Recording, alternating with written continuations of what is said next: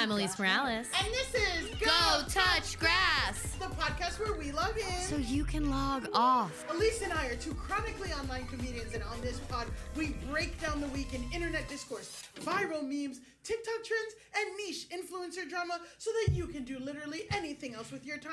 Literally anything else. And if you like what you hear today and you want to hear more, we have a Go Touch Grass Patreon with tons more content weekly, access to our Discord community, and our spin-off series Search History, where we go back and break down a viral discourse from the past this week on the Patreon. It's kind of a companion episode to our free feed episode today. We're talking about the red-pilled men who have appeared on Love Island and the Ultimatum. Yes. And it's juicy. It's very juicy. Very interesting. And you don't have to have watched Love Island or the Ultimatum to listen to it. Yeah. Because I haven't watched the Ultimatum and I didn't finish this season of Love Island, which I talk about. Yeah, in the episode. But the red pill's there and we jam it right, pack, tight, like Andrew Tate's pants. Mm-hmm. Speaking of Andrew Tate's pants, you can check us out on YouTube, where we have full video episodes up every week. Guys, we really are doing it this time. Mm-hmm. They're really up there. Our YouTube is growing. Mm-hmm. We love it. Same day as the app. Same day as the app. We're getting great feedback on it, guys. Mm-hmm. Check us out there. And speaking of things that you should check out, I have a personal plug to start the episode today. My original play that was also like kind of written by William Shakespeare, but like whatever. Yeah, whatever. Who cares? Whatever. He's like involved. He's attached to the project. He's attached. He's been dead for centuries. The point is, my play, A Midsummer Night's Dreamier, is going up at the Little Shakespeare Festival at Under St. Mark's Theater. We've got 3 dates: August 7th at 9, August 13th at 6:30, and August 15th at 2 p.m. Millie is in it. I am in it. She plays a fairy. I play a fairy. And so if you're in New York, you can come see it IRL. If you aren't in New York, there are live stream tickets available. So if you go to my Instagram, you'll find the ticket link. And I would love if you came and checked it out. Okay. Speaking of something else that you should check out. I know I just did that twice, but it applied. It's okay. It applied both times. It's still legal in America. For now. For now. Trump hasn't taken that away from us yet. Only original segues. Only original segues. Trump is in AI psychosis. He better not. He better the fuck not. And you better check out our guest, who is here today. He's a comedian and the lead singer of Garrett and the Bad Boys. Yes.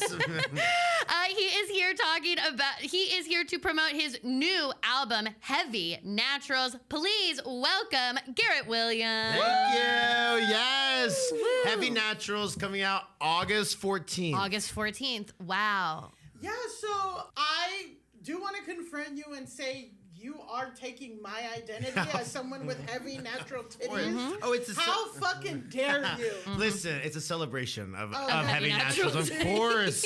Of course. Of course. As it better be. The gay guys and women love big boobs. Everyone should love big boobs. I think straight guys like big boobs too. I don't know. I think, sometimes. What was that? Well, someone said this to Allison the other day, my co-host of my podcast, Decadence Pod, of course. Mm-hmm. I'm going to plug that as well. Your wife. Absolutely. My wife. That liking big boobs gives Republican. It does. A little bit, yeah.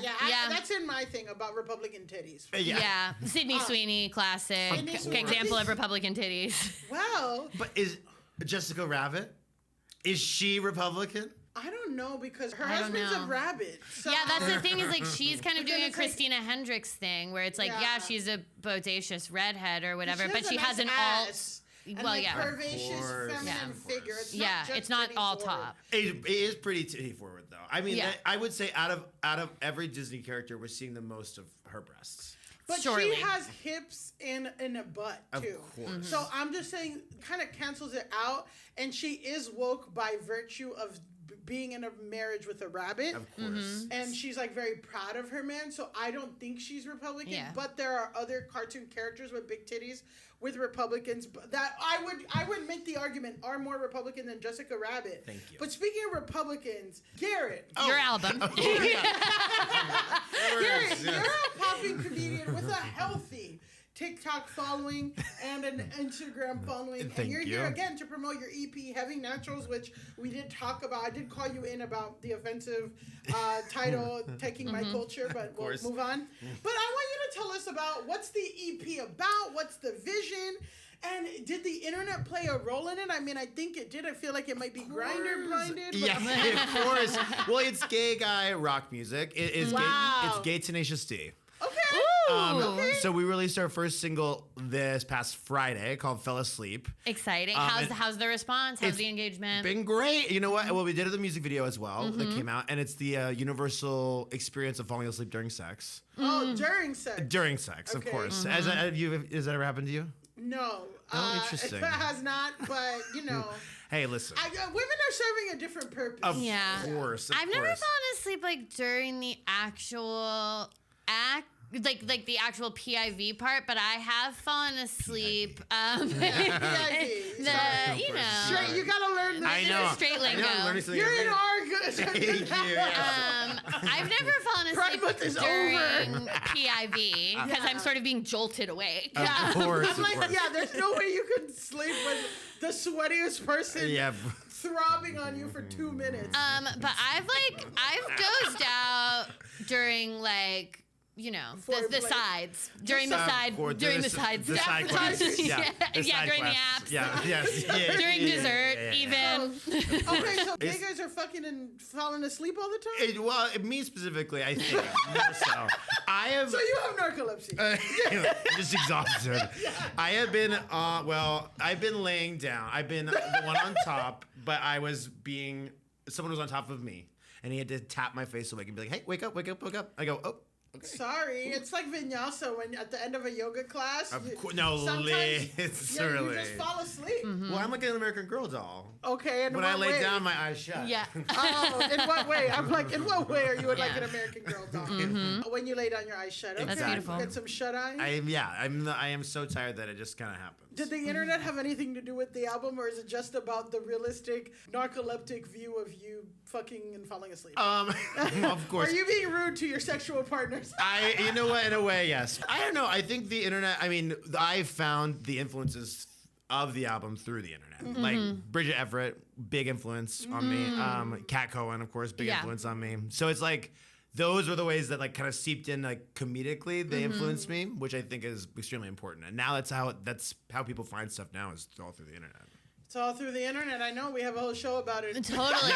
Okay, so let's take it back now to when you were first getting into creating. I know you were like living in Chicago, Yes, making videos during the pandemic with friends. Millie described it in our doc as sort of a content house It of was, sorts. yes, So it tell was. us about your like content house origins. Yes. So I was living at the time with my friends Colin Rourke and True Walters, and I just gotten dumped. Boo.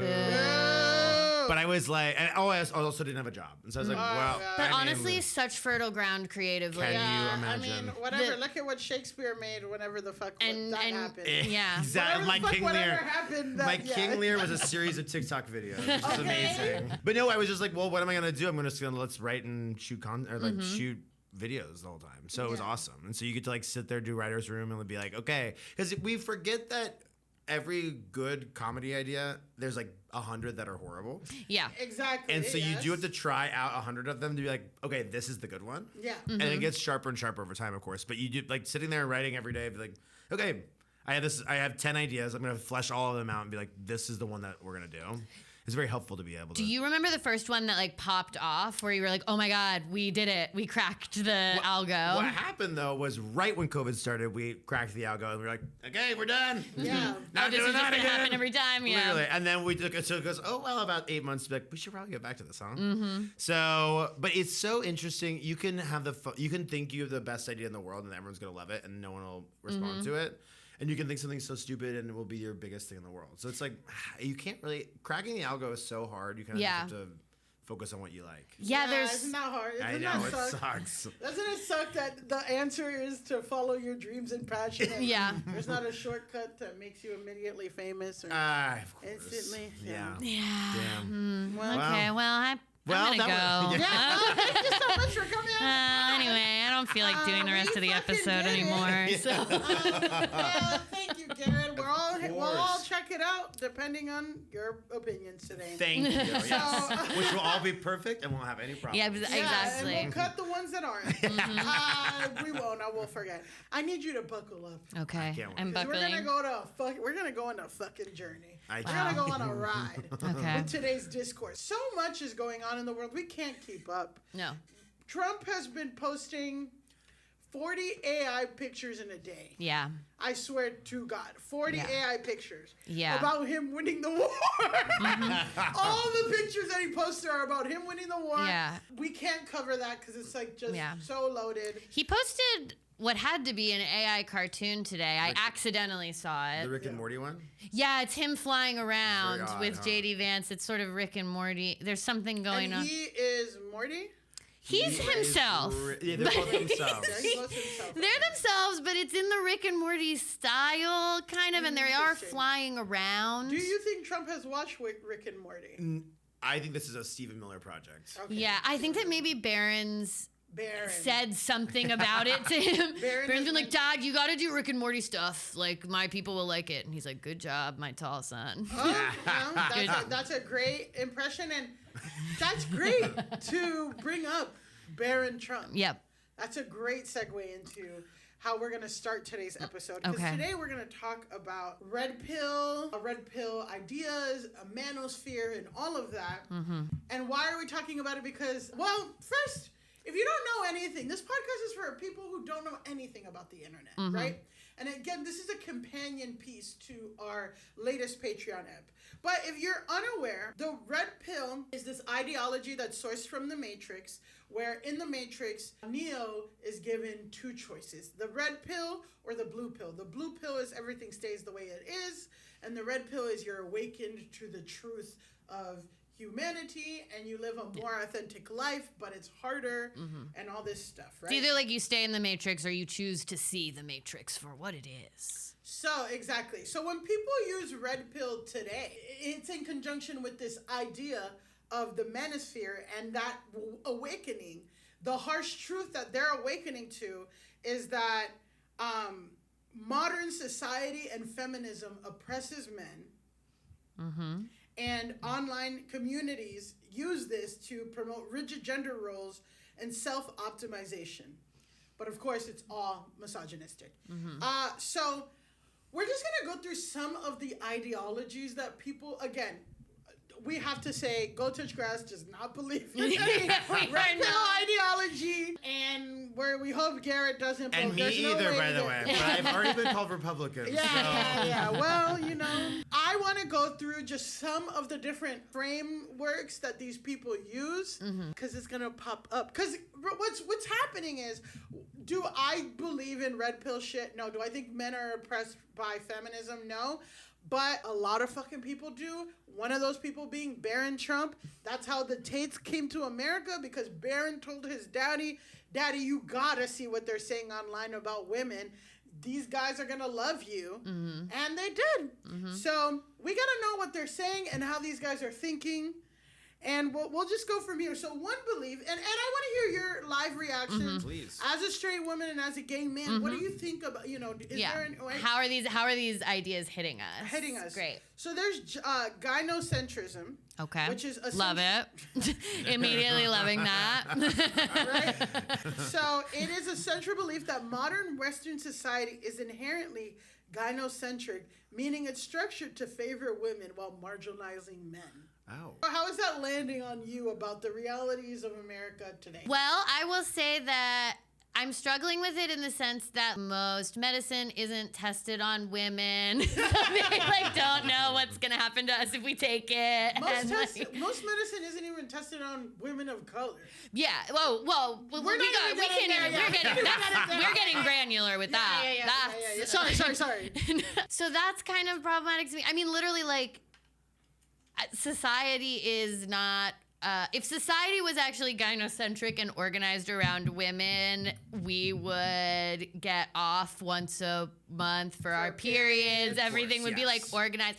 I've read stuff about how the world is organized in this very masculine way, which is this idea of like we always work the same hours every day, and it's always kind of like this forward moving thing, whereas if things were centered around women, it would be more about phases and moving in and out and being like, for a week you work very hard, and then for this week you are creative, and then this week you rest. So it's like I wish that was the case, but I don't know. And how is this landing on you? Well, I just don't know how you can look at how society is set up and come to that realization. I think. Yeah. It's like there's no woman president. Like it's like I don't understand. I genuinely think though I don't really know a ton about the Manosphere at all, but I do think this is a group of people who are like frustrated with their own lives and are trying to find a way that's like, it's not my fault, it's their fault. Yeah. And I think that is going to kind of be the echoing thing that I'm taking away from this. Yeah. And we just hit the first point. Yeah, we're at point number 1 and we're like, We're at point number 1. So here's another thing that I want to hear if you guys land on this about the reality.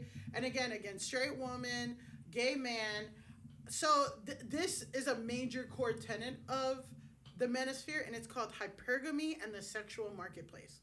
So red pill communities often utilize highly deterministic, pseudoscience-backed ideas about attraction. They propagate the belief that most women are hypergamous. Naturally, like in the way that women are animals, the Manosphere people believe that women are naturally seeking to mate with the highest status, most physically attractive, and financially successful men, leaving the majority of average men at a severe disadvantage. How is that landing for you? Do you feel like straight women are naturally fucking the most successful, attractive guys?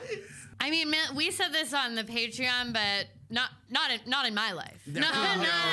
Not in my world. That hasn't traditionally been the case. I mean, well, first of all, to me, I'm like, doesn't that go both ways? Like, most men are trying to fuck the most attractive woman. Like, yeah, most people are going to feel some type of way if they see someone who is extremely physically attractive based on like the beauty standards that they have grown up in. But I think we all also have seen women in particular often will date guys who don't have any of those qualities at all. I mean, like we said, Jessica Rabbit's, she's dating a rabbit. Jessica Rabbit's gone to a different species. Yeah. Okay? And when we're talking about there's no room for average men, excuse me, King of Queens ran for 10 seasons. You're telling me, nah, dog, get the fuck out of here. It is so. That does feel like almost the opposite. Again, the opposite of what is actually happening. Like I feel like we are told, the King of Queens, we're told that like kind of the most average guy should date. Yeah, a fucking bombshell. Yes. Yeah. It's also like a common meme trope, whatever, that people are like, you know, hot girl and her boyfriend, and it's always like she's dressed to the nines, whatever, and the guy is, who is that guy? What's his deal? Why? So I just feel like what is actually seen out in society way more often completely disproves this, but it kind of goes back to what you were saying before, which is just like, I don't know how you can be like actually engaging with the world as it is and believe any of this stuff. Yeah, like, but you know, again, it's these guys who have a hard time maybe dating or whatever, and they're like, it's everyone else's fault. Here's what we're gonna do. I'm gonna go through all the subgroups of the Manosphere. Oh God. And I want you to I'll just go through them really quickly, and anything that sticks out to you at the end, I want to hear reactions. And then let's say which one we would join. Yeah. If we had to. And I can't wait to, the language, the names have been so fascinating. Yeah. They're doing something new with language. They're doing something new with language, but again, why are we talking about this? Because we need to know the terms, because this shit pops up, and if you don't know what they're saying, that you don't know the interesting things, you're not going to recognize it. I think it's like an interesting thing where they want to make it seem scientific. It's almost like the misogyny version of eugenics, where it's like they want to couch it in all this like fake research and pseudoscience just to get to the actual core misogyny thing, which is that women suck, or whatever, which is like eugenics was just using a bunch of science to be like, And black people are worse than white people. Like, their heads are small. Yeah, exactly, because of the shape of their skull or whatever the fuck. Yeah. So it's like, it feels like the same, where it's like creating fake science just to get to your like base ass conclusion, which is like this group that I don't like. I don't like them for a reason. Yes. Yeah. So yeah, tell me which ones you guys would join in the Manosphere Okay. subgroup. So we have right now PUAs, which are pickup artists, communities focused on learning manipulative tactics, emotional dominance, and strategies to game or seduce women. So that's pickup artists. Thank you. Then we have MRAs, which is men rights activists, groups focusing on legal or systemic issues they believe disadvantage men, such as family courts and custody battles. Oh, All right. Okay. Yeah. Then we have MGTOW, which is men going their own way. A movement of men who choose to completely opt out of romantic relationships and marriage, believing that modern dating laws are inherently stacked against them. Okay. Then we have incels, which are involuntary celibates, which is a nihilistic and highly fatalistic group that often uses the black pill concept, believing that their romantic failures are entirely predetermined by immutable physical or biological factors. Wow. And then I guess let's just go to the other ones where there's the rhetoric, right, which is alpha versus beta hierarchies. Men are strictly categorized into a hierarchy where alpha males are dominant and desirable, while beta males are viewed as weak and unsuccessful. And then the looks maxing trend, which is an offshoot of all of them, that encourages men to obsess over optimizing their physical appearance in order to higher their sexual market value. Yes. So this is when we're getting Clavicular. We're getting face smashing, bone smashing, peptides, steroids, all that bullshit.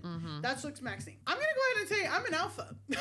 Alphas across the board. I'm just trying to think what. Okay, men going their own way. Men going their own way. know. I've been to some of those parties. It's like that. Those are gay guys. Yeah, that's okay. don't So need that's a women, gay guy. actually. Is a man going his own way. Just us boys tonight, huh? I know. It's like, Why are we all laid on top of each other?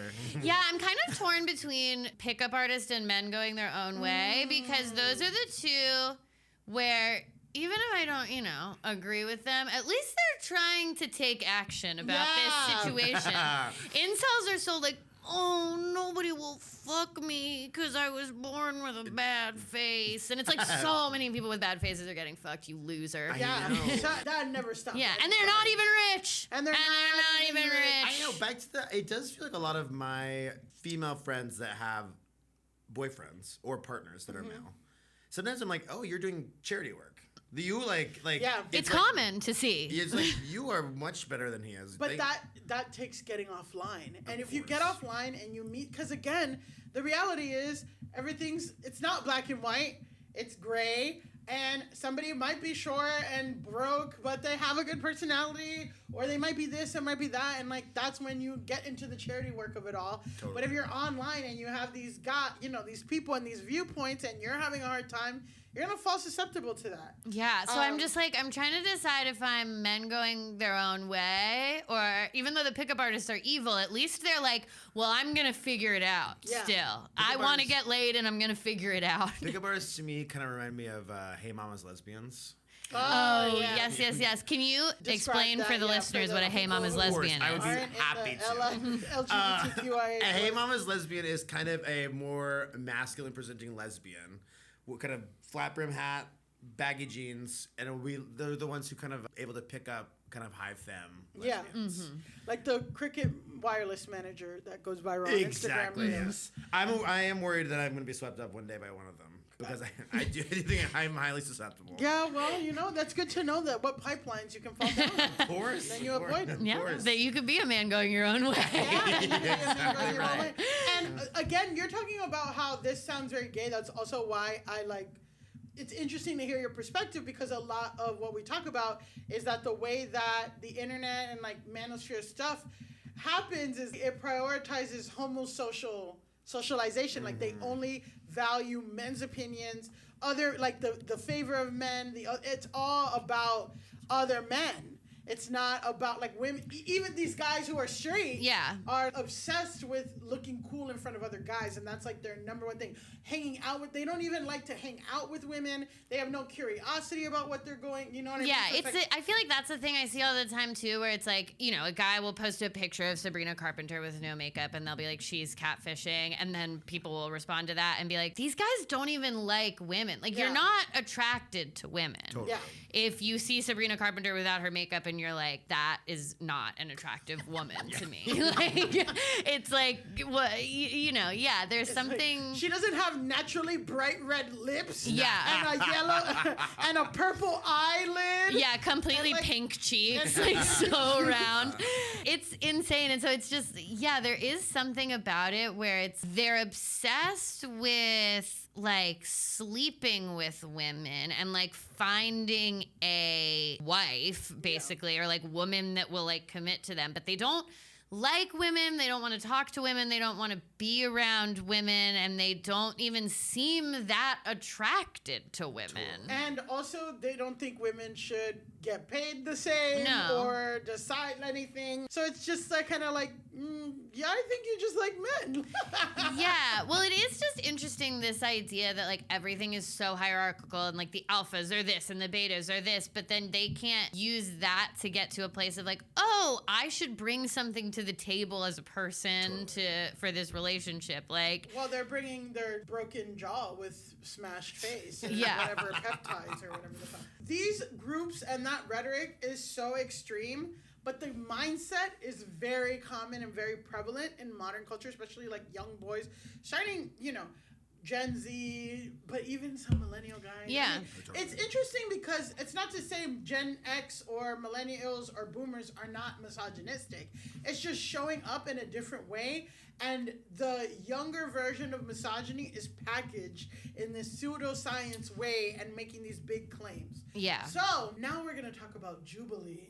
Oh my God. Thank God. I can't believe this is our first real dive into Jubilee on the pod. They always pop up for me. I know. They always pop up, but we haven't talked about this. Yeah, I think we've put a pin in Jubilee before and been like, we can't do it. We can't get into Jubilee. Well, we're doing it today. We're not going to go deep dive into Jubilee.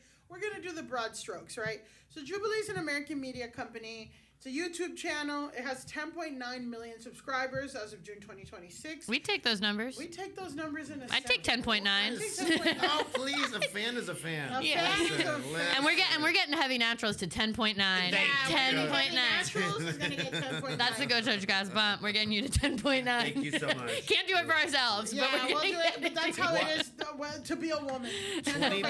20 people who don't like big boobs talk to one person who does. Yeah. Is the next video. Mm-hmm. Exactly. So again, the purpose of Jubilee's content is quote to provoke understanding and create human condition across political connection. The purpose of Jubilee's content is to provoke understanding and create human connection across political spectrums. So what happens is they do a lot. Well, they have all these different serious things, but one of them is they get like prominent figures like Pete Buttigieg, but Ben Shapiro, Charlie Kirk. Charlie Kirk was a big Jubilee guy. Big Jubilee guy. Sam Cedar, Mendy Hassan, Dean Withers.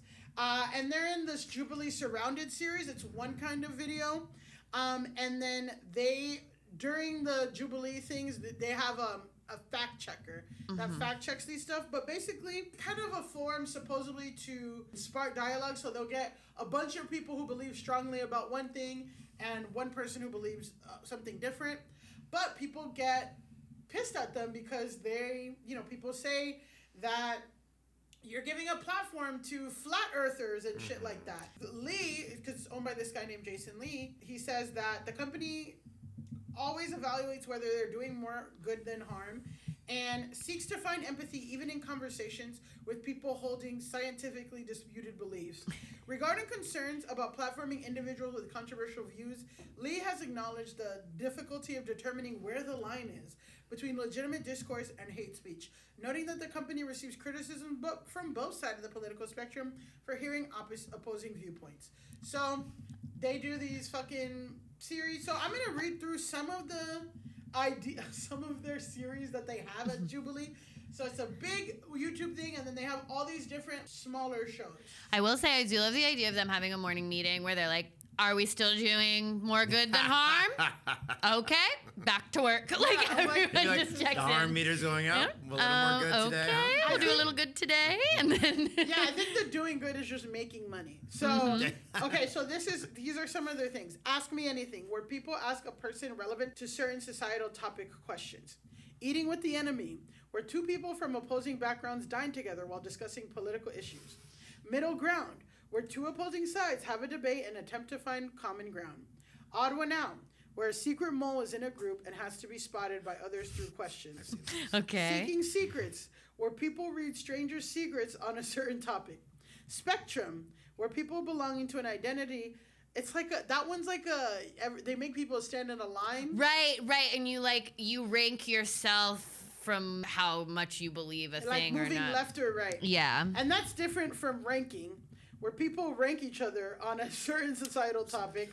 Yeah. Then there's Versus One, where someone speed dates many people in hopes of finding match. Okay. T for Two, where people see if they can fall in love with someone after a certain number of questions. Okay. The Verdict, where people can get past a criminal case and have to agree on a criminal sentence before they reveal what the actual criminal activity got sentenced. What? So Jubilee's taking on the American judicial system. Circle of Secrets, where a group of people with similarities can open up. Okay. The Dilemma, where people have to make a life-changing decision for a person in a tough situation. And Surrounded, where a prominent figure is surrounded by and debates several opponents. I feel like that's the most famous Jubilee show, construction, whatever. Like, that's the thing I always see, which is Charlie Kirk is sitting. R.I.P.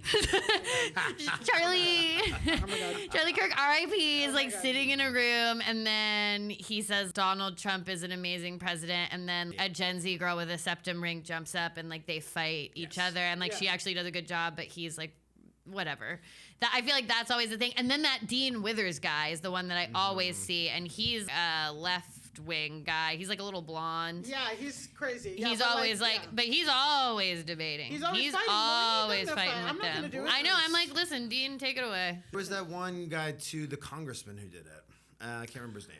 But they were talking about I see the clip of him talking Eric about Swalwell, the one that was like, No. I was can't crazy. remember his name. I think he's from Colorado. But they were talking about the tariffs.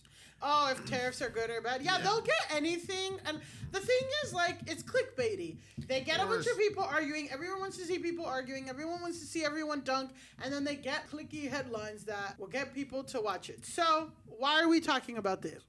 On July 19th, a video was published, 1 anti-manosphere versus 20 manosphere people.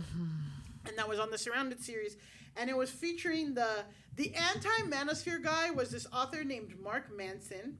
And he's the self-help author and blogger who wrote The Subtle Art of Not Giving a Fuck. Everything is Fuck, a book about hope, and like a bunch of other shit. So he does a lot of self-helpy books. He's like an influencer. He has like millions of followers on a bunch of shit. Millennial Airport books. Millennial Airport books, exactly. That say fuck on the cover. He Yeah, we loves the know. word fuck, huh? I know. So it's a guy who writes Millennial Airport books, and he is arguing against the manosphere versus 20 people who are arguing for the manosphere. We're going to watch a clip, and we'll just see what's See what he's got to See what's say. going on. See where we get taken on this journey. The guest will make a claim, and then they leave a chair open, and whoever runs fastest will come and argue with them about the claim. So the claim is that Mark Manson is doing is that porn has done more damage to men than feminism has. Okay. So now we're going to see what a random contestant or whatever. Wait to see what a random man has to say. Honestly, we're going to see what a random man that claims to be pro-manosphere has to say about porn doing more damage than feminism. He's actively watching porn. Talking. Yeah. Is that porn has done more damage to men than feminism has. What's up, man? I'm Mark. Sean Boyd. Nice to meet you. Nice to meet you too, bro. Feminism, straight pipeline to abortion. Okay. Abortion kills upward of 1 million Americans every single year. It's 3,000 men, women, and children dead a day. right? If we're talking about comparatively on what's had the greatest impact on taking away manpower from America, have to say without a doubt feminism by far. What do you have to say about that? I was not expecting to go down the abortion road. I don't see how this relates to like men's mental health and agency in the world. We're comparing feminism specifically, right? Yeah. To porn. Yeah.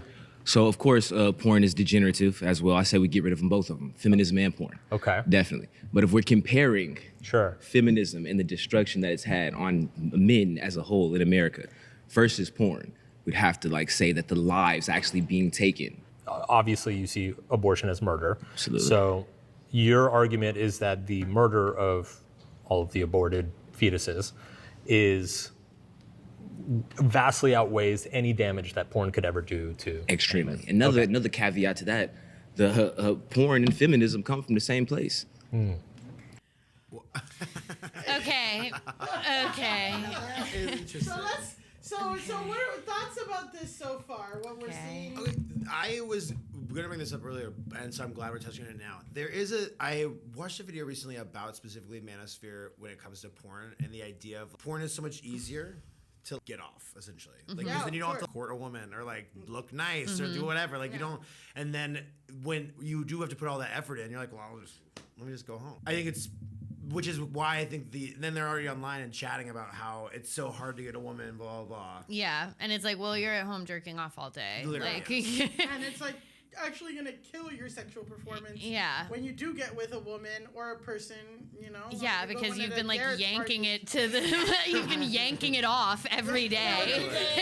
As quickly as possible, and you don't even foreplay yourself. Babe. Yeah, What's like going on? you're not even giving yourself the joy of foreplay. I That's also so think funny. it's so interesting, and this seems to be a reoccurring thing when it comes to red pill in general, is like something will be claimed, and then they like take it a completely different direction to be like, Yeah. you're wrong because abortion kills. And you're like, wait, what? Yeah. Abortion kills 3,000 men, women, and children a day. Yeah, and I'm you like, can. how does it kill men, women, and children. a day? What? Crazy. But you can see the subtle art of not giving a fuck guy, working on his subtle art, I guess, as he's like listening to this guy talk He's to like, him. what? Like, but it's an interesting move for that guy to make, because then it immediately makes the argument now the abortion argument, Yeah. because now the only thing this other guy can do is be like, well, I don't think abortion is murder, so none of that makes any sense, and you're pulling a tangential thing here, and we're not actually talking about like the topic at hand. But then Like, this you can't guy, handle it. Ooh. but then this guy's gonna say, I believe that it is murder, and so that means that there are men that would have existed that don't because of this. So basically, he's like now made the terms of the debate, is murder okay Yeah. or not? And then now this guy has to be like, well, I don't think it's murder or whatever. So he basically just like pulled the rug out from the question entirely by taking it in this other direction, because he can't actually. What's funny is that he's like, no, porn is also bad. Porn does damage men. So he kind of actually like partially agrees with the premise. And I think he just had this abortion thing that he wanted to say. Yeah, which is. And he was going to say it no matter. Any question that they pose, this guy could come up and be like, well, actually, the problem is abortion because it kills 3,000 men a day or whatever. And I'm like, okay, so someone you were with got an abortion, clearly. Yeah. And it's because you dress like that. I can't even get into. We can't get into it. Okay, so what happens in these Jubilee videos, guys? We're still going on this journey. Can't wait. Yeah, we're on the ride. We're on the ride, right? So now we're in the Jubilee verse. The first few things, the guest says, makes a claim, leaves the seat open, and then says anyone can debate me on it, and they debate on it. The last 10 minutes of every video, they say, okay, the host of Jubilee says, okay, guest, you can point to whoever and tell them to come sit down, and they can debate you on whatever they want. So he does this, and this guy sits down, and we're going to hear that debate. Okay.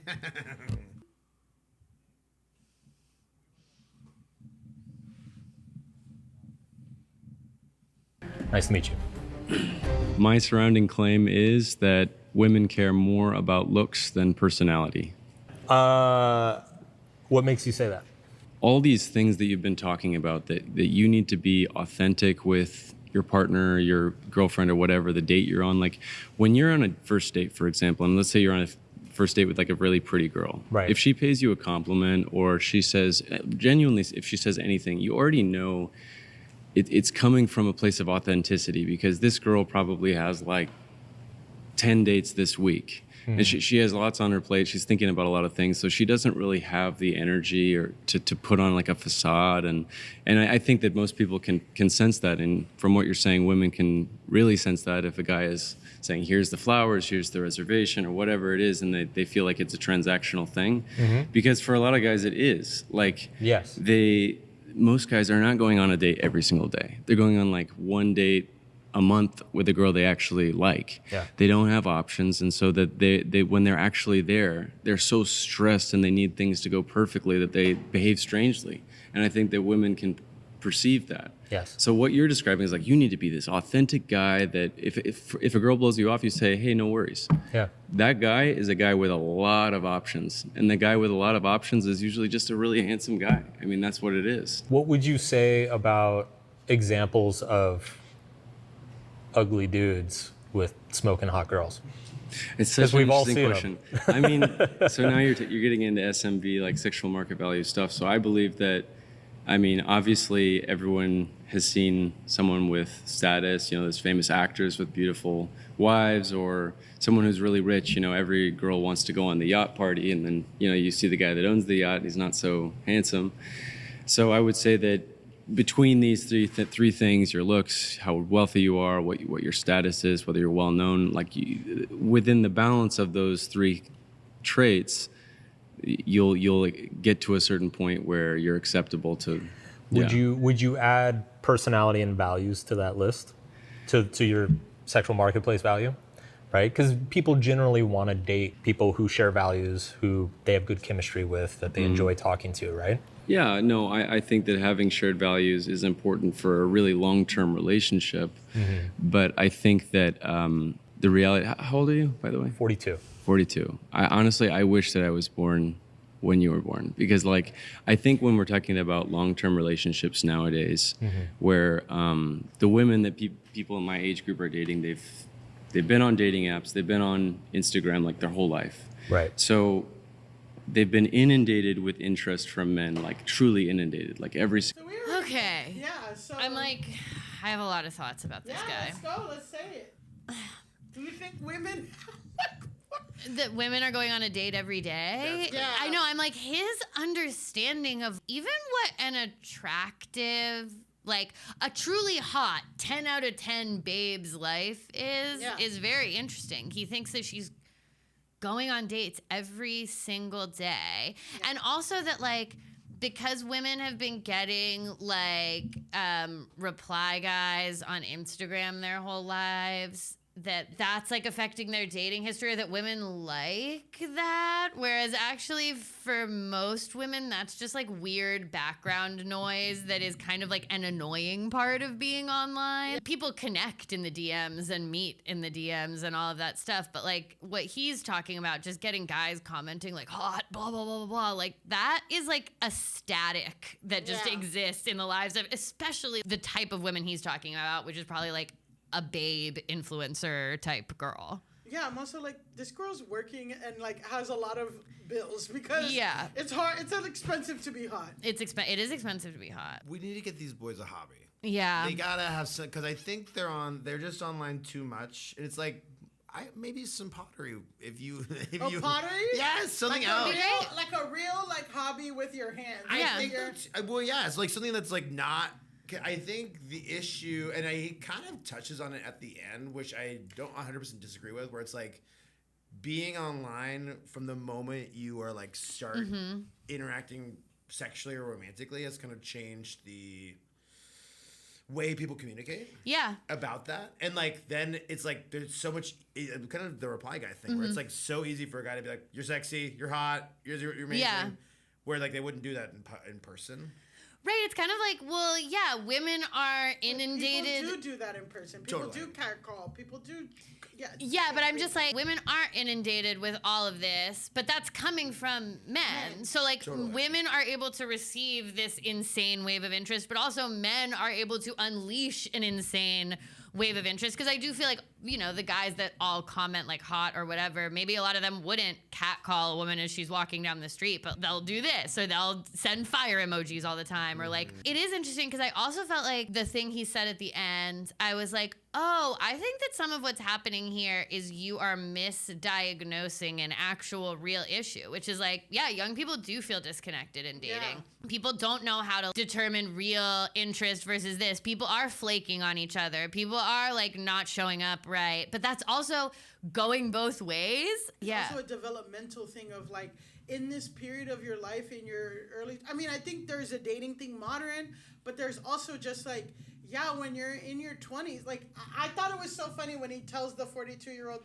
if you ever had a 23-year-old man tell a 42-year-old man, I wish I was born in your era because it was easy. That's just, like, so crazy to me. Because as a woman would never say that to another woman, be like, I wish I was born in your age, because like it was easier for you. It's like, no, it's this idea that this isolation or all this stuff is because of women and men, you know, all these natural frustrations that people on both sides are having. And also when you're in your early 20s, you are just figuring out what you like, what you want, what are you doing, this and that. And like dating is challenging because you are also dating people with those same issues in their life too. It's very interesting to the expectation of, or the reality that they live in of like, people, you should be going on a date every day. Or like, everyone should have dates lined up, blah, blah, blah. It's like, what the hell? Why? Or it's like the guy who only has one date a month is, you know, cares more. It's like, okay. Well, yeah, it just feels very divorced from like, again, it's this idea of like, can you go out and meet and just talk to like a couple real women and get an actual sense of like what someone's real life is? Because again, it feels like these guys are all just talking to each other and being like, these women are going on dates every day. And it's like, no, they're not. No. Even the hot ones that are hot by your standards. And also what's interesting is that guy is pretty conventionally attractive in terms of what Chad rankings would be. He's blonde, he's got a square jaw, he's kind of tan. That hairline was questionable, I'll tell you what. Yeah, well guys, this is where the ride's going. That guy in that Jubilee video, he's actually an influencer named Will Porter.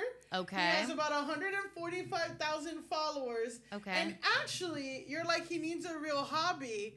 He actually owns a very popular bakery in Gilbert, Arizona. Okay. Called Sabel. Boulangerie. Boulangerie. And you're like, this guy, his whole Instagram is him working out, baking, and being an entrepreneur. Right. Right?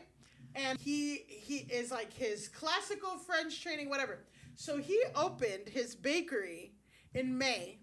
And since it opened, it's had these insanely long lines. I guess it's like it's not easy to get a authentically French baked pastry in Arizona. So people will line up for hours since it's opened in May, for hours. And what he does is he does these Instagrams where he opens the window after people, because people will stand out and at like 3 in the morning, 4 in the morning to line up for his fucking bakery. And when they open, he opens the window and he does these cute, like, I'm getting to know my customers videos. Okay. So let's watch some. And then we're going to watch another video right after of him walking through the line with his bodyguard. Okay. And also, listen to the accent. Okay. Oh, okay. No, so this is him walking through the line and greeting everyone. They've been open for 9 weeks, and he's walking with his bodyguard to meet the crowds of people. Okay.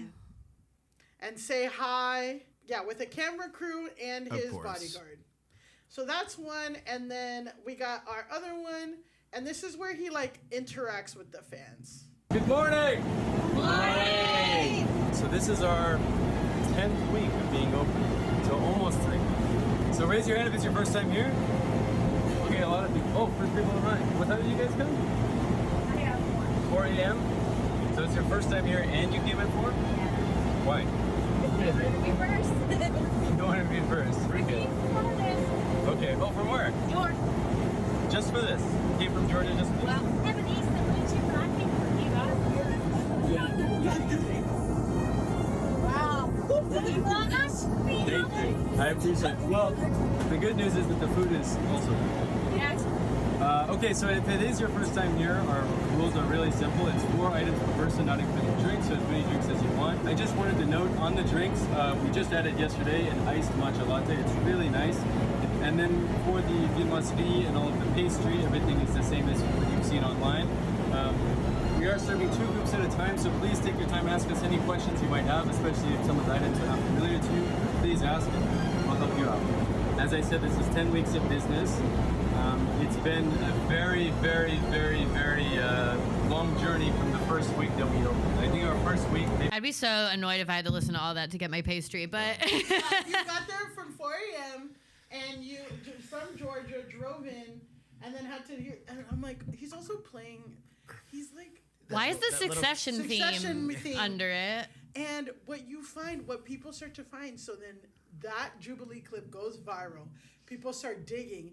They're like, oh shit, he's the bakery owner. So if you go on his the bakery thing, every day he's posting about how long the lines are, how this, how that, and like him talking to the crowd. And then he's also posting these fuck ass tarts where, bitch, these, I don't know if That looks AI. that looks AI, but also like you don't want a tart with just strawberries on it. You want the strawberries to be sliced and fucked with. He's putting whole berries into a tart. Oh, the cherry stems on there. The cherry stems. We got stems on the cherries. He has these things with these cherry stems and all this shit. And yeah, look, so he's always like, it's just insane. It doesn't look really classically trained. He's telling everyone that he has all this experience and look at these I mean, the fuck-ass blueberry tart does look like a bunch of raw blueberries just put into the tart shell, look at the strawberries, basically. yeah. I mean, we'll have to see. I'm sure that I would find something that was tasty here, but what's also making me laugh about this guy, because he is so kind of blonde, shiny teeth, square jaw, tan, he is a conventionally attractive guy. So to me, for him to go on Jubilee and be like, women only care about looks, they don't care about personality. I'm like, for you to be attractive, you have your own business, you're a chef, all of this stuff, and you're still not getting girls, you're having these problems, your personality must be fucked up, Well, dude. I mean, could you? Because shouldn't you have a girlfriend? Shouldn't you be all good if all people care about are like these markers of alpha success? Like, you technically have all of them. So why are you pissed? What's wrong with you? Is your personality so bad that it is undoing even your own rule? Well, you could tell from that video too. His Yeah. personality, it's insufferable. No. I would like to. Could you imagine going on a date and be like, the rules of my bakery. By the way, shouldn't he be in bed? Why is he going? He can't go on date. He has to wake up at 3 a.m. to make Yeah. all his pastries. Well, guys, what ends up happening is as this pops off, then you uncover somebody posted on R. Gilbert a month ago and was like, how is everyone's experience with Sabel? Does it live up to the hype? And then this person posts, and I'll just read this post on Reddit. Hey everyone, this was a month before, so this was in June. So this is after the thing has been open for a month. Hey everyone, I visited Sabel last weekend and picked up a few pastries. While the food was okay, it didn't live up to the massive social media hype. Oh, because Sabel has 300,000 Instagram followers. Oh. So that is what's Cool. bringing the hype. Taste is subjective, and while the items totally didn't hit the mark, from my personal palate, I always try to support local Gilbert businesses when I can. But their branding leads so heavily on the owner's credentials as an elite trained chef, I got a bit curious and watched his background video where he highlights 4 years of professional experience and schooling. I looked back at his public Instagram highlights to see his culinary journey. His bio mentions a year of pastry school in France. So to round this out, we're gonna go to one more video by Hell Queen Cocktails. Oh, Do you know her? No, but an amazing username. Yeah. Our entire podcast is run by the most random women in America doing investigative journalism No, Yeah. and all thank this God. shit. And thank God for them. And thank God for them. And this lady is pissed. Yeah. Okay. So let's see what Hell Queen's Cocktails has to say about our boy Will. No one's talking about when it comes to this Will Porter Sablé drama. So Mr. Will Porter, the owner, operator, and head chef of the very viral Sablé Bakery, where people are waiting in over 2-hour lines in 115-degree heat to pay $70 for 4 pastries, went on one of these Jubilee debates identifying as the Manosphere, saying that women care more about looks than personality in a man, and also raising his hand to agree that Andrew Tate and Clavicular are good influences on young men. Yes, the same Andrew Tate that just got arrested and has charges in multiple countries for sex trafficking and violence against women. Now, since this Jubilee debate, he has since made an apology that I felt was a little bit lacking. This is the part that no one seems to be talking about. I went back and looked at all of the videos that they have posted here on TikTok. I see a lot of women working for him. Now, I don't mean the security guards that he has no reason to actually have. I mean the actual people running his bakery with him, for him, are women. I have yet to see a man working alongside him to help run his bakery. This is a screenshot from one of his stories on IG. You can have the most popular bakery in your state and still not find someone who wants to work with you. I've already been through 3, by the way, who aren't interested in the opportunity. And why do you think no one wants to work for him? Nothing no one's talking about. I mean, could you imagine him being your boss? Yeah, I can't. And also, like, we're getting a theme now. He says, by his own admission, the fact that he's handsome should be enough to get him dates, and yet he cannot get dates. He has the most popular bakery, but no one wants to work for you. It's like, I think you've got a personality problem, my man. Well, you're a liar on your social media. You're saying all this shit. You're making it your fucking marketing points, and you're fucking lying. Here is his apology to the Phoenix Sun-Times. He says, quote, I understand why my participation in a video framed around the Manosphere and Andrew Tate raised serious concerns. I want to be clear. I don't support Andrew Tate, misogyny, or any ideology that demeans women.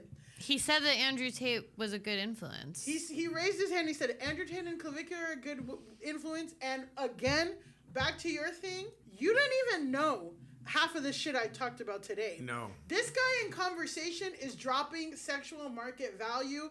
If you're using that in conversation, you are fucking eating and swallowing and digesting this shit. You believe in this shit. Yeah. So don't come over here now acting like you don't. Will Potter with your fake ass teeth. Well, that was some lip filler too. If I'm spotting it correctly. He's got the Joe Biden teeth, the shiny veneers, the bright white, blinding veneers, bright glow in the dark chiclets. He's got some chiclets, and it's fine. But I'm like, don't be talking about women being shallow. I know. Well, I think I said this before, and I think this is a really perfect example of it. He has been like, I have a bakery, blah, blah, and no one will date me still, so it has to be women's fault. Like, it can't be my own fault, so it has to be their fault. And it's like, wait, maybe look inward for a moment. Truly. Do you not want to go on a date with a security guard? Yeah. It is so funny that he has a security guard to do what, for what purpose? To sell pastries in Gilbert, Arizona. In the safest, like arguably one of the safest suburbs in America. He needs a fucking 6'5" to sell pastries. To sell pastries. From a lady who's like, I came here from Georgia. I mean, I guess I would be scared. If a lady's like, I drove hours from Georgia. I seen you online and I wanted to come eat your pastries. And it's like, I need a bodyguard. Fan is a fan. Listen. Fan is a fan. I know, but I'm also like, is he having trouble dating? I bet you a bunch of fucking cougars in Arizona want to fuck this guy. Of course. But he doesn't want the cougars. But that's the thing he claims that women are doing to him. Is they're like, women only care about looks. It's like, well, I bet there are a bunch of women hitting on you in your DMs right now. Yeah. So I bet that you could find someone. Like, what are your standards? Who are the women that you're rejecting? Did you fuck the lady from Georgia? Did you fuck that lady from Georgia? Did you give a dog a bone or not? Because you ain't giving a dog a bone, then you need to shut up, Will. Also, another thing I want to say about just his whole conceit. All these guys love to be like, I'm an entrepreneur, like I'm a businessman, I built this business, whatever. And it's like, what kind of businessman doesn't realize that it's not good for business for you to go on a Jubilee video and associate yourself publicly with the Manosphere. It's crazy. A maligned political group in general. You apparently believe that the world is stacked against you. The world is stacked against men. The world wants to suppress this ideology of yours. So why would you, as a front-facing business owner with a public platform who's definitely going to get recognized, go and do this? Crazy. Because for hype, and also I'm just like, I'm sorry, just from a marketing standpoint, and then we'll wrap up. I'm not seeing droves of men go to the bakery. I'm not like, oh, me and my boys are gonna go to the bakery today and get some croissant. You know?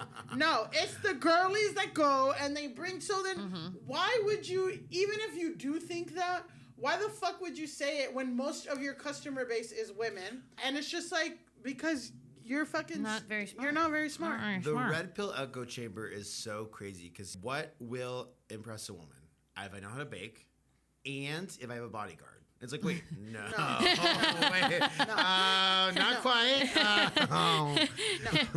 Like, Yeah. Come on, a bakery owner in Arizona, and you're a white guy who's kind of tall. Like, you are fumbling the bag of a century. Like, if you can't figure out how to get dating and laid when you're a white guy in Arizona who owns a bakery With Joe Biden tease. with Joe Biden tease And some chunky highlights. And Yeah, some the hair, chunky there's some highlights. stuff going on with the hair, but I think that's Arizona. Yeah, it's Arizona. But I'm saying That's he's really- an Arizona Completely aesthetic. separate, yeah. You can't find a cute ASU grad to go on a date with.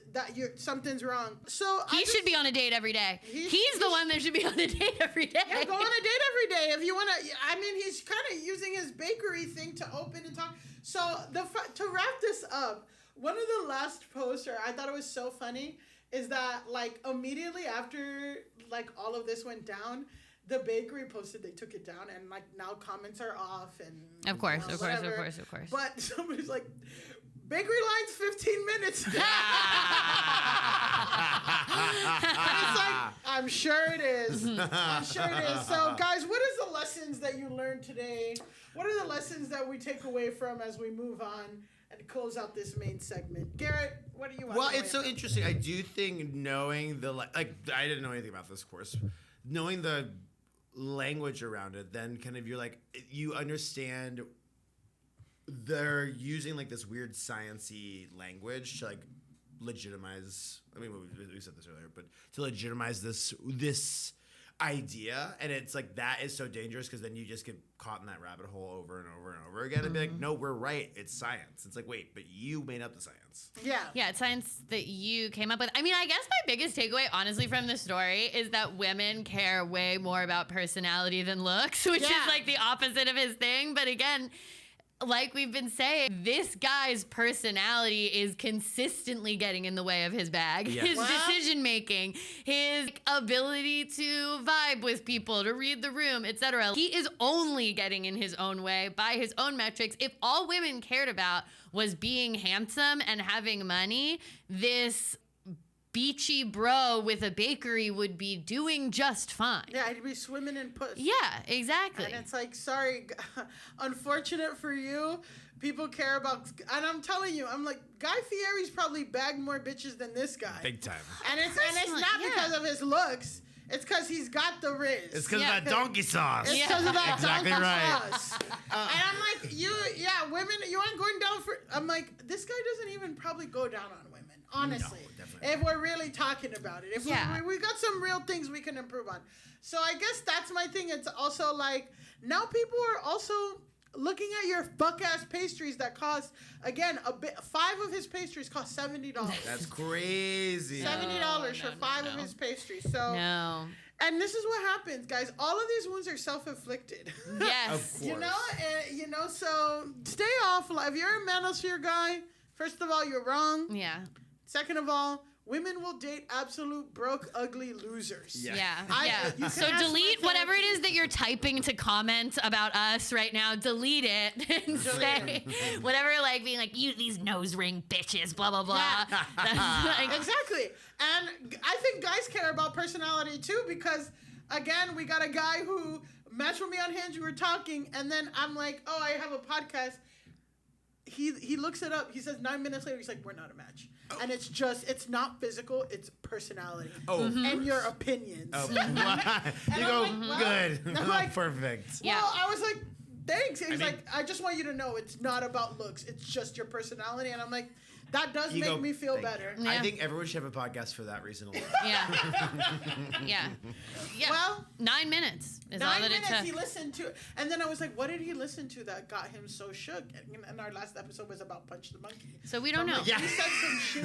We said something about Punch. He got upset. I do have one more thing to say before we move on. Of course. Really took say whatever you want. Thank you. He really took a note from the Madonna bag of going to a foreign country and coming back with an accent. Mm-hmm. Well...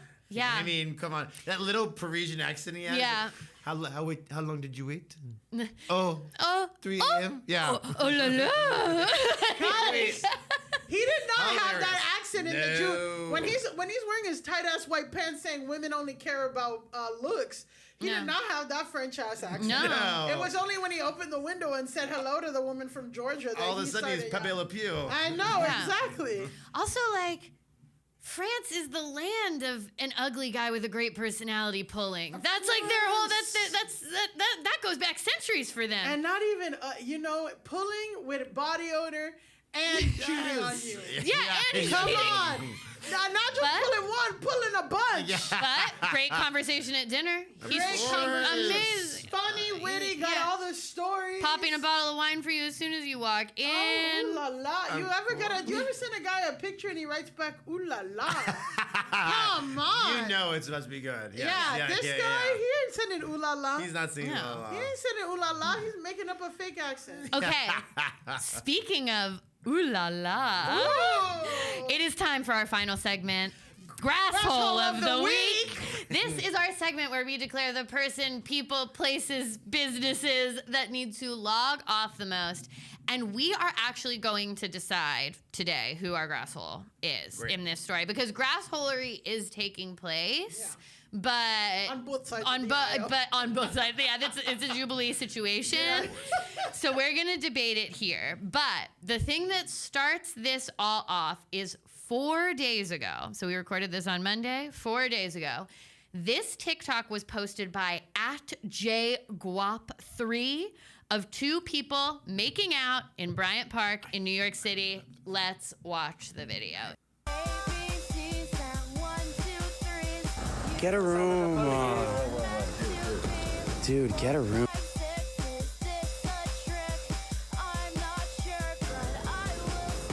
No, there's kids around. No, sorry, there's kids around. Don't touch me, don't touch me. If you touch me, I have to touch you. Come on, get a room. Y'all was making out and there's kids. No. I don't record.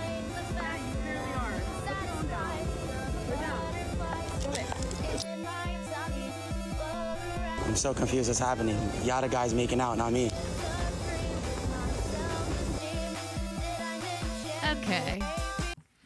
Okay, so can you just describe what we witnessed in the video?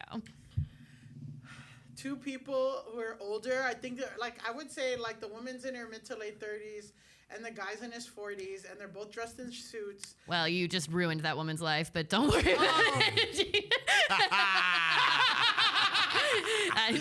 You ruined this woman's life so far beyond what we're about to even talk about. She's 21. Sorry. I have white facial blindness, so yeah. No, it's fine. It's fine. Of my ADHD. Two people making out, and then what I could only describe as a guy who looks like he was in the band of Misfits in American Vandal. Absolutely. Long hair. I think, does he have a nose ring? He had a neck tattoo. He had a neck tattoo. Just, That's Jay Guapo. We'll talk about him soon. Jay Guapo 3. Jay Guap 3. And he's kind of bugging these people and hanging around too much or something. I don't know. I'm I'm already getting grasshole vibes from Jay Guap. Sorry. Well, totally. And I feel like one of the simple pleasures of the city is making out on a park bench. Yeah. Yeah, and this is Central Park, not. Oh, Bryant sorry. I thought it was Bryant Park. It's okay. That's my bad. It's giving that context too of Central Park is even more huge and hidden, and you know what I mean. So no, I think that is important. It is important park context. It's important park context because you kind of do. It's big enough that you can get a little bit of privacy. Yeah, of course. I mean, who hasn't made out in Central Park? Of course. Making you out have in to. Central Park, sexual activity in Central Park is At an all-time high.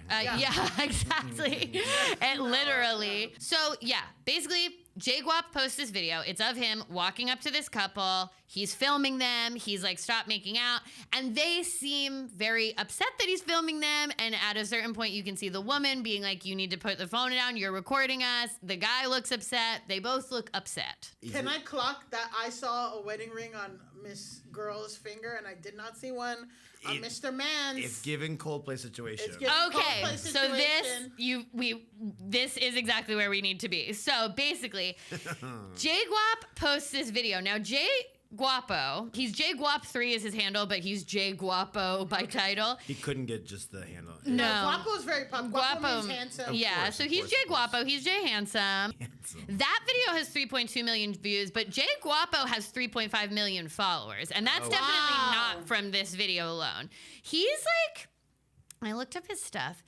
He's like kind of a nuisance influencer. Okay, do you know what nuisance influencers are? Yes. So he's not like a full-fledged nuisance influencer where He's on he's the doing like spectrum. stunts, but he's on the nuisance spectrum. He's causing a nuisance. The New York Post described him as having a history of posting antagonizing content. Well, And I watched like one video of him where basically he like, there's a guy on the subway who's just listening to headphones, minding his own business, and then he goes up and sits down next to him, and then obviously someone's filming, and he starts like lip syncing Kesha at the guy. So some of his content, it's annoying. yeah, it's just him bothering people. yeah. Just like you guys, commenters immediately clock that there's something going on with this situation between the two people. So here are just a few comments that are from 4 days ago when the video was originally posted. So a lot of people are just posting a screenshot of the guy looking really sad, and we've got Angie, and it was at this exact moment he knew he was screwed. Cheaters never prosper. Second comment by Delulu8484, 100% work affair. Next comment by someone whose handle is just a B. Oh, they're having an affair. Then we've got Frenchie, the work attire, the weird location, the age gap. Rizz, they are def cheating, LOL. Nah, he's guilty. That's definitely her boss. So these are just like all comments, and these are all from 4 days ago. So these are like the original like comments on the video. So, as you said, people also start immediately clocking this as a potential Coldplay kiss cam situation. Reminder that the Coldplay kiss cam was 1 year ago. Almost exactly 1 year ago. It was July 16th, 2025. It was so recent. I know. But we are due. That's what it means. Is we're due for a new one. We need one every We're due year. for a new one. But that was when Andy Byron, the CEO of this tech firm Astronomer, was caught kissing his company's HR chief on the kiss cam at a Coldplay concert. It was like grabbing her titties. They were like, you know. Her naturals. Yeah, they were, I mean, they were caught like kissing and making out on the kiss cam.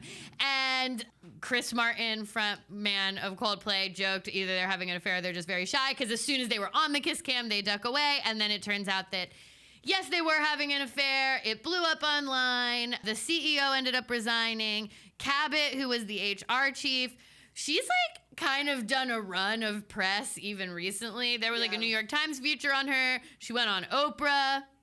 She's had a bunch to say about this in general. But the point is, that's what the Coldplay kiss cam was. And it was basically a year ago. So it is a Coldplay kiss cam situation is basically what we're getting to. Internet sleuths quickly find out that the video is of 45-year-old Nathaniel D. Cullerton and 29-year-old Casey Bornswig. So you said late 30s. I said mid too late. Mid too late. If at 29, I would be pissed. I would be pissed. I apologize. It's okay. Listen, I apologize that you cheated on your my husband, and I thought you were older. So that's actually not true. She's not married or dating she's anyone. Not married. No. Oh, okay, but he is. Yes. Okay, so I did ruin this girl's life. You really unfairly. Woman. Kelsey Bornswig really has done nothing. Well, she knew he was married, I think, right? That we don't know. So he is married. So basically, well, I apologize, Kelsey. Kelsey, come on the pod. Kelsey, come on the pod. We can be your Oprah. So okay, they find out that both of them work for this like prestigious Manhattan law firm, Watchell, Lipton, Rosen and Katz. That's how you know it's a good law firm. We got 4 names on there. Jake Watt better watch out. Yeah. He Jake better be Watt. watching Lipton and Kratzen. Because his ass is going to get sued. So Cullerton is way more senior than Bornswig at the firm. So there's a power dynamic situation. Now we've got age gap situation. They also both worked on the legal team defending OpenAI and Sam Altman against Elon Musk. So now who do we want to win? That's tough. That's tough. Just something to know. But Cullerton is married. He's married. He has a wife. As far as we know, they are together. I haven't even seen anything that says like, oh, they might be separated, whatever. He is married. The funny thing about these art, like people coming up with stuff about the 29-year-old Kelsey Bornswig, it says, this was from like a New York Post article. She was recently in a relationship with another law clerk, but they split up. So I'm like, okay, so she's 29 and single. Because people kept pulling, this is a picture of her with her boyfriend, whatever. And it's like, actually, they broke up. Yeah. So she's like, I mean, it's not good to hook up with a married man, but like she's in the clear with her own life. And guess what? He ain't that cute, so sexual market value my dick. Yeah. She's, you know what I mean? Women don't even care about if you're single. So. Yeah, literally. So take that, Will. So, okay, something we talk about on the podcast all the time is 5-alarm fire discourses, like things that like if you invoke them, the internet is immediately gonna go crazy. So now we've got power dynamics. Cheating. Age gap and cheating discourse all coming together. And surveillance state. Yes. So that's what we're going to get into. The discourse pretty quickly splits into 2 camps. One I will call death to cheaters, and the other I will call death to the surveillance state. Yes. I will say, based on my research, the death to cheaters people are mainly on TikTok, and the death to the surveillance state people are mainly on Twitter. Because this like makes its way to Twitter, and they're kind of 2 separate conversations that are happening, but will like conjoin every once in a while. So this next slide is a series of death to cheaters comments. These are all TikTok. God sent you to expose them. The fact that this was filmed near the home he shared with his wife. They quite literally should have gotten a room. Nice of you to teach them a lesson. May this happen to my man if he ever decides to cheat on me. So these are like all TikTok comments. And these are in the last like 16 hours, 14 hours, 3 days, 2 days. Like these are the TikTok comments. Then this next slide, we have our death to the surveillance state people. Garrett, why don't you read this long reply to the New York Post posting about this? This is from Misha Turtle X. There's nothing actually unethical or illegal about what they're doing. Even if he is her direct boss, this is such a weird thing to videotape for content. So much here points to this being a weirdo trying to act like 2 well-dressed people making out is somehow close to the worst thing kids will ever see in the park that day. They're kissing. She's not grinding and moaning, nor does the man yell and beat his chest like Donkey Kong. What? Lame move, Mr. Guapo. If I had kids there, I'd be more concerned with the freak videotaping the couple in the park than what appears to be 30 seconds of them making out while the guy asks if he can put down his phone, and Guapo jumps right to "Don't touch more, I got to touch you, bro." I guess in that video he's like, "Don't touch me or I'll touch you." Yeah, I think we got a typo here. We have a typo from Misha. I'm sorry. The rich, attractive, and not very aggressive lawyers are not the biggest concern here, and I really hate lawyers. Okay, no, it's the dudes filming and cutting this into some gotcha where these 2 have to deal with a freak about to make them go viral in NYC. When there are probably homeless gladiators down the street. Wait, what? Homeless gladiators down the street that he could film instead. But nope, just be creepy dude and call this content. Well, this is a comment to a New York Post thing. So we got some red. Yeah, we got some. This guy has his own Manosphere demons on his own. Yeah, there's some stuff jumping out here that's interesting. But if we go to the next slide, these are just some like other comments. Genuinely, why is a major publication reporting on 2 random people sucking face in a park? What business is it of yours? And more importantly, who fucking cares? Are you going to run a story about the shit I took this morning next? Filming people should be illegal. A law should be passed to hunt down these TikTok loser predators. Socially policing everyone is a bad thing, actually. Those doing that kind of thing should be shamed and pilloried. Pilloried. Fancy word. It's a fancy word. It means Come on, like SAT. describe what it Who means, but like cares? it This means like isn't a- shamed. Yeah, this isn't a vocabulary. Publicly part. shamed, Okay, kind okay. of. Pilloried. I think it's like an old word. I think it might be related to when you're like put in the stocks or whatever. Anyway, Of course. We need The point stocks is- back. We do need that back. these are like the two conversations that are happening, and then I'm gonna have you guys do a dramatic reenactment of these next two. Like it's two comment threads on TikTok that I think are so indicative of how people are talking to each course. other. So, Millie, why don't we have you start as Colleen in this comment thread, and then Garrett, you can be key, and I'll come in as the budding psychologist at the end here. Okay. Super, super creepy to record people. What's even creepier is two grown people making out in a public park while kids are around. You dense Honda Civic. Not gonna lie, cheating is wrong, but recording people in public is getting out of hand. Now, Millie, let's have you be Sol and Faye as well, and then Garrett, you can be Chelsea, and I will be Arvestora. Arvestora, and then I'll also come in as Palm for Sir at the bottom as well. Okay. Everybody's so lame in this situation. Making out at a park over the age of 20, but also recording strangers and putting them on your social media because they're kissing at a park. That's not a crime.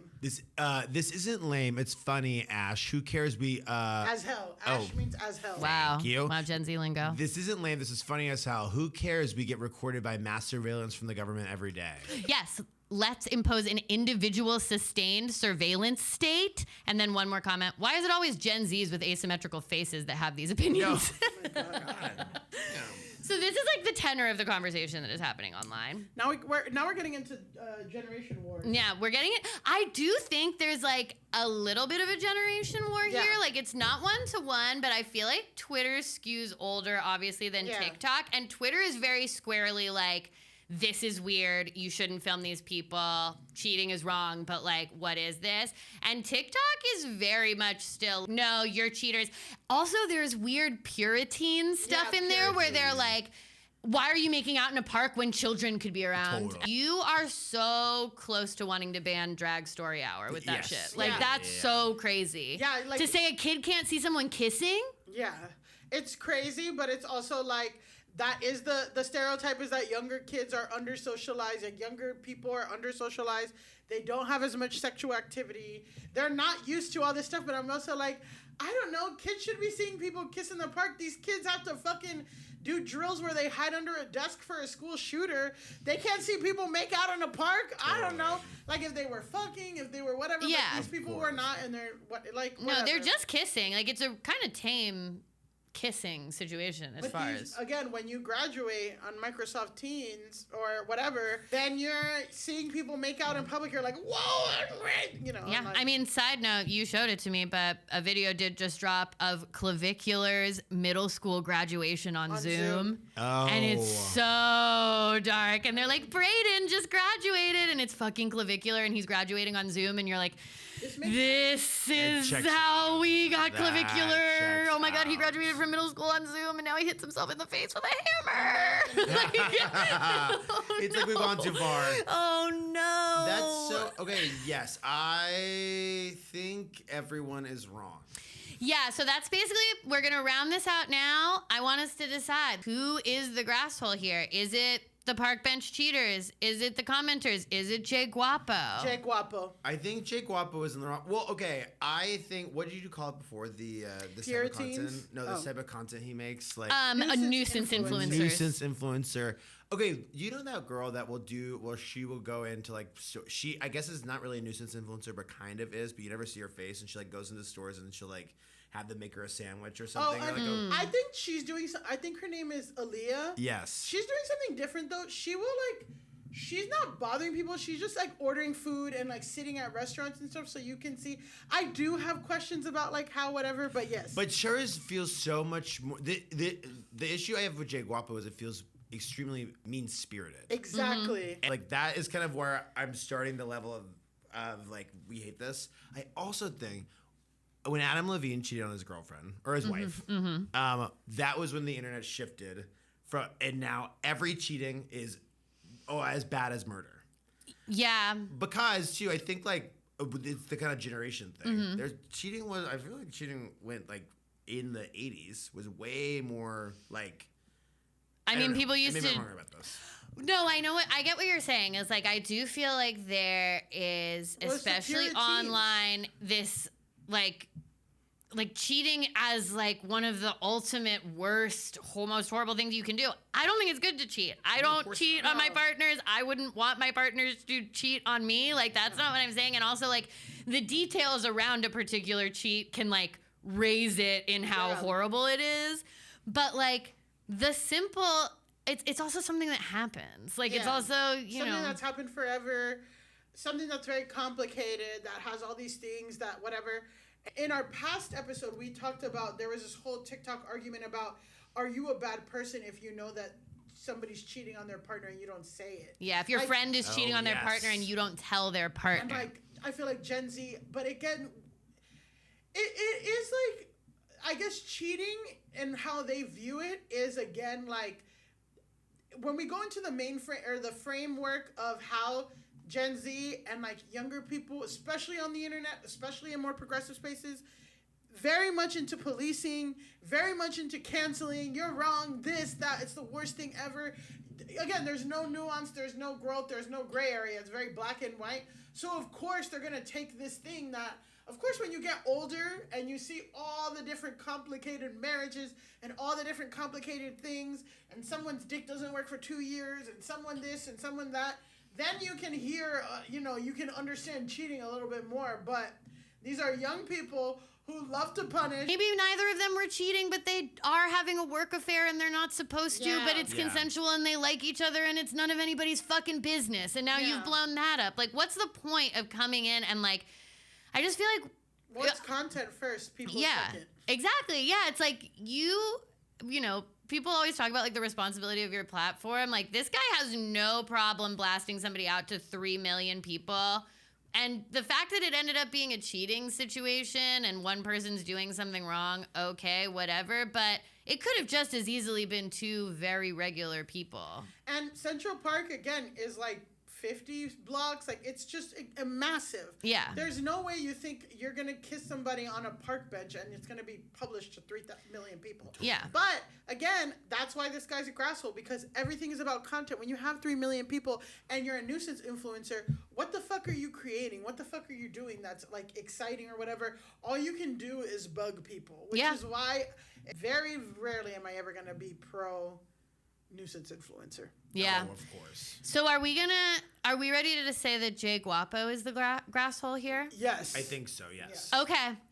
Then I will say, Jay Guapo, for the crime of nuisance influencing, point blank period, using your platform of 3 million people to put 2 random people on blast who are just ultimately kissing in a park. Yeah, cheating was involved, but you didn't fucking know that when you walked up to them. So that's neither here nor there. Jay Guapo, go touch grass. And that's our episode. Yeah, you know what? And guess what? Cheating's not illegal in America. Not with yet. our president. Not with this president. And it's not going to be. And it's not going to be. Speaking of cheating, talk to us about where can we find you, Garrett? Where can we stream your album? You can find me at Bad Boy Garrett across all platforms. Heavy Naturals comes out August 14th. Woo! EP release show same day at Nightclub 101. Check it out. Check it out. It'll be very fun. And yeah, Fell Asleep's already out. So go give that a listen. Share that with anyone that wants to listen to music. Yes. Wow. Don't be afraid. Yeah, cast Huge. the net wide. Oh, Yeah. Cast the net wide. You never know who's never gonna know like who's gonna be in the something. funnel. You're never Okay. going to know. A man on his own. A man on his own. On his Maybe- own. A man on his own might listen. Manosphere needs to hear that. Yeah. You know what? Having sex all the time isn't as great as possible. Sometimes you can have sex while doing it. Yeah, I mean, you fall go asleep sleep. while they're having sex. You know, all these, these celibate people, they're like, oh man, Oh, I'm a it's- loser. yeah, and it's like, no, you have so much sex, you fall The asleep. grass is not always greener. The No. grass is not always greener, but we want you to touch it. Yeah. And if you want to find us, follow us at Go Touch Grass Pod on Instagram, TikTok, and Twitter. We're on there. Yeah, we're on Twitter, and we are Go Touch Grass Pod. Yeah. So yeah. And Millie_Tamaras on Instagram and TikTok, and at Millie Tamaras on Twitter. And you can find me at Pandalise on Instagram, at Elise Navidad on TikTok. And please get tickets to my play, Midsummer Night's Dreamier. It's August 7th, August 13th, and August 15th, so you could actually see my play. go to Garrett's show, see my play again. Wouldn't that be nice? Yes. It could all happen. And until then, go touch grass.